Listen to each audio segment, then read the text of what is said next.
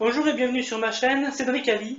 Religion, politique, histoire, culture française et du monde entier.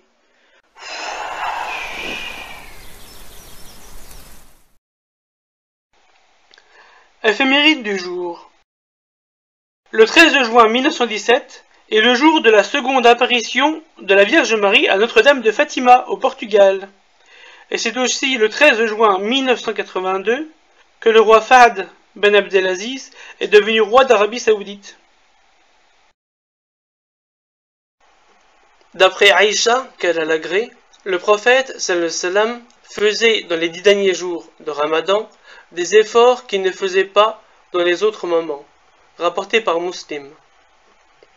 D'après Abdurrahman, Abu Bakr, qu'elle a l'agré, priait durant les 20 premières nuits du Ramadan comme il le faisait durant le reste de l'année.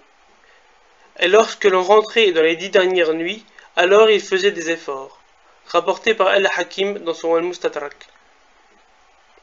D'après Ali ibn Abi Talib, qu'elle a l'agré, durant les 10 derniers jours de Ramadan, le prophète sallallahu alayhi wa sallam réveillait sa famille, rapporté par Tirmidhi. D'après Abu Huraira, qu'elle a l'agré, le prophète sallallahu alayhi wa sallam a dit: celui qui prie la nuit du destin avec foi et espérant la récompense, ses péchés précédents sont pardonnés. Et celui qui jeûne le Ramadan avec foi et en espérant la récompense, ses péchés précédents sont pardonnés. Rapporté par Bukhari et Muslim. D'après Saïd ibn Jubayr, Abdallah ibn Abbas, qu'Allah les agrée lui et son père, a dit concernant le verset: nous l'avons certes fait descendre durant la nuit du destin.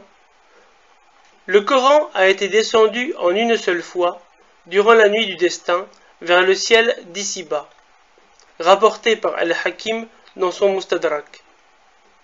Et dans une autre version, Abdallah ibn Abbas, qu'Allah les agrée lui et son père, a dit: le Coran a été pris du zikr, la tablette préservée, et il a été mis dans la maison de la puissance, Baytul Izza, dans le ciel de l'ici-bas, rapporté par Al-Hakim dans son Mustadrak. Je n'habite pas sous un tipi, mais vous pouvez mettre un pouce bleu ou vous abonner. Salut!